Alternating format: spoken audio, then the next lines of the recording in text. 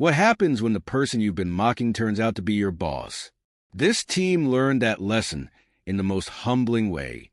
It started as an ordinary morning, giving no indication of the events that were about to unfold. The sun shone brightly over downtown Dallas, and the streets were alive with people going about their day. Among them was Elijah, a delivery driver who had seen just about everything. He wasn't flashy or loud, but he carried himself with a quiet confidence that spoke volumes.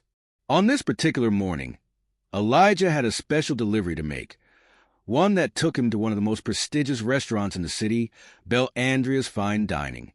Known for its high-end cuisine and somewhat pretentious reputation, it wasn't the kind of place Elijah typically spent much time in.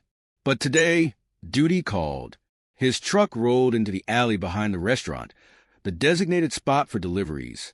Even in the back area, the restaurant's exclusivity was evident. A set of large silver doors marked staff only stood imposing, almost as if they dared outsiders to step in. Elijah checked his invoice, slid on his gloves, and carefully stacked crates of organic produce and specialty seafood onto his dolly. As he wheeled the supplies toward the entrance, he caught the sound of faint laughter from inside. It was the kind of laughter laced with superiority, enough to make anyone's chest tighten. Elijah exhaled unfazed. He was used to being underestimated, but he wouldn't let it shake him. He knocked on the steel door and waited. The door swung open to reveal a young chef in a pristine white jacket. He looked at Elijah with an expression of mild irritation. Behind him, two other staff members peeked out, one suppressing a laugh, the other rolling her eyes.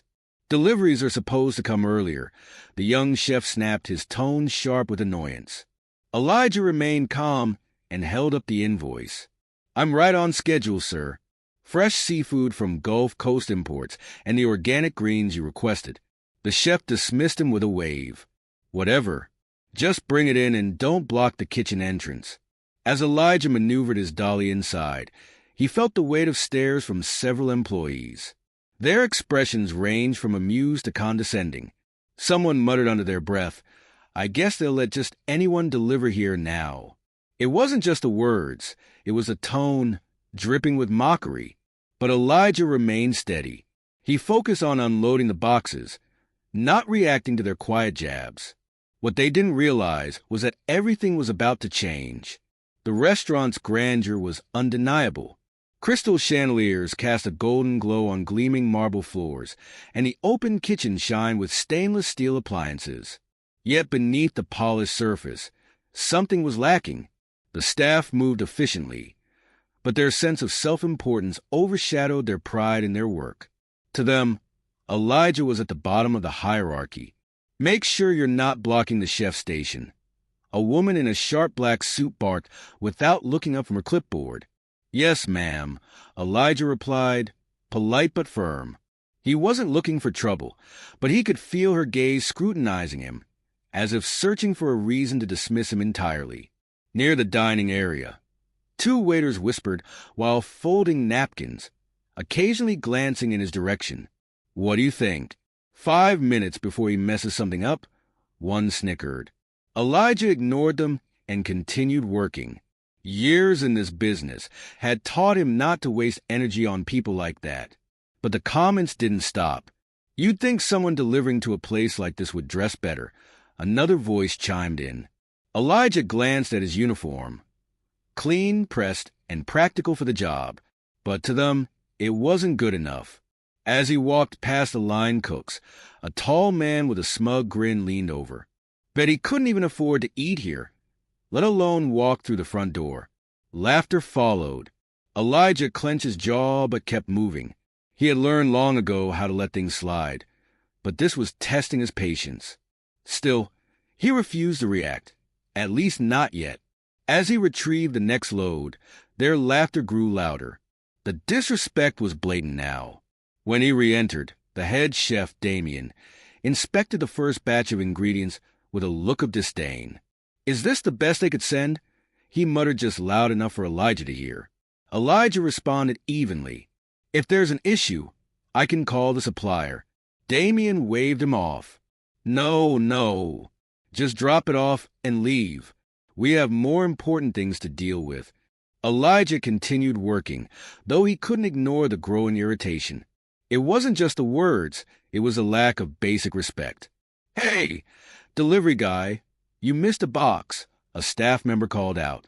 Elijah turned, confused, only to find an empty crate.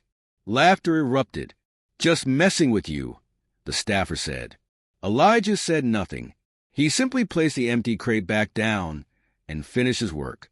His patience was wearing thin, but he reminded himself why he was here. The time for a response was coming.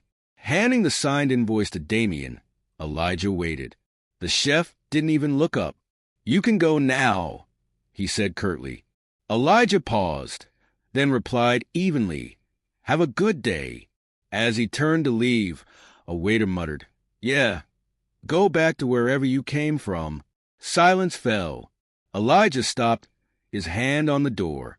Slowly, he turned, meeting the waiter's gaze, not with anger, but with an undeniable presence. "I came here," he said calmly, "to deliver something this place clearly needs more of respect." The room stayed quiet as Elijah exited, but the real revelation was still to come. Leaning against his truck, he took a deep breath. The restaurant's grand facade loomed before him. Just weeks ago, he had signed the final papers making him its new owner. But instead of announcing his position immediately, he had chosen to observe the culture firsthand. What he saw confirmed his suspicions. Change was overdue. Later that afternoon, the staff was called for a mandatory meeting. As they gathered in the dining room, the tension was thick with confusion and impatience. Then, Elijah walked in, still in his delivery uniform. The room fell silent. Damien scoffed. "You've got to be kidding me. What are you doing here?" the manager, Greg, asked. Elijah smiled faintly. "Let me introduce myself properly. My name is Elijah Reynolds, and as of 3 weeks ago, I own this restaurant." As the tension rises, our main character realizes they are running out of options. They glance around, searching for an escape.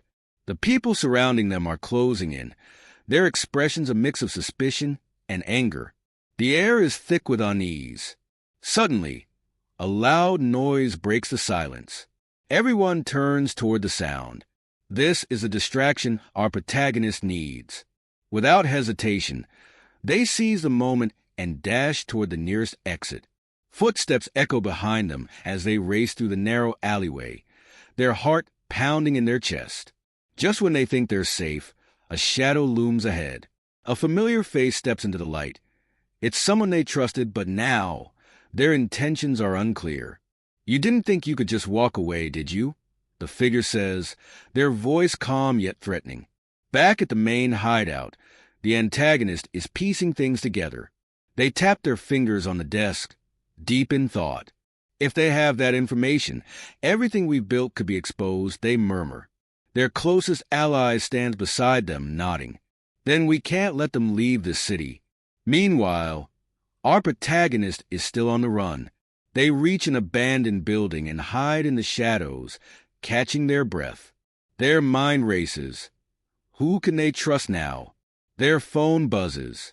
A message flashes on the screen. "Meet me at the old station. I can help." At the old station, the protagonist arrives cautiously. The place is dimly lit, the air heavy with dust. A figure emerges from the darkness. It's an old friend. "I thought you were gone," the protagonist whispers. "I never left," the friend replies, handing them a small envelope. "This is what you need, but it won't be easy. They're watching everything." Before they can react, headlights flood the station. Vehicles screech to a halt and armed men step out. "Run!" the friend shouts, pushing the protagonist toward the back exit. The chase is on again, dodging obstacles.